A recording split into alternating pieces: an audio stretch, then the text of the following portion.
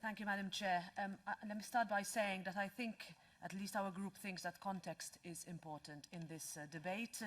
We have all heard the stories, some of which have worried us all, but if nothing else, this discussion has and will serve to establish some facts, such as you said, Madam Minister, that last year Denmark was among the largest recipient of asylum seekers and the second largest recipient of Syrian asylum seekers in the EU per capita.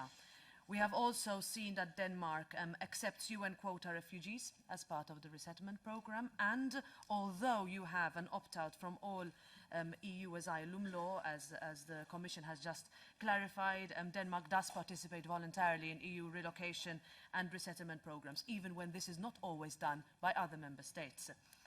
For the EPP, our starting position is that asylum seekers, like anyone else, must be treated with dignity, and this is essential. And as we have also heard, the immigration services have the obligation to ensure that asylum seekers receive the necessary support while their asylum applications are being considered. This includes maintenance, healthcare services and accommodation.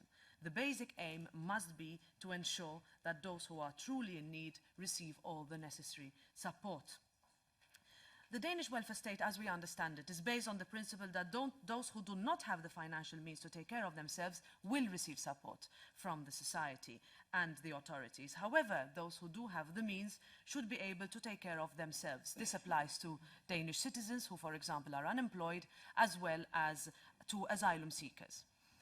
I am not here to defend or even debate the details of the Danish welfare rules, but I think we can all agree that these are for the Danes to decide upon once core principles and international commitments are adhered to. As to the latest issue at hand, it is my understanding, and we have also heard this, that the Danish government has proposed to amend the national law to ensure that any personal items of sentimental value will not be seized off asylum seekers. This is crucial, and as we also heard from the Commission representative, is something that we will keep a close look on. As regards the procedure going forward, we believe that the coordinators meeting on the 1st of February, that would be the appropriate forum where any decision on a possible follow-up will be taken. Thanks. Thank you. Mrs. Zippel.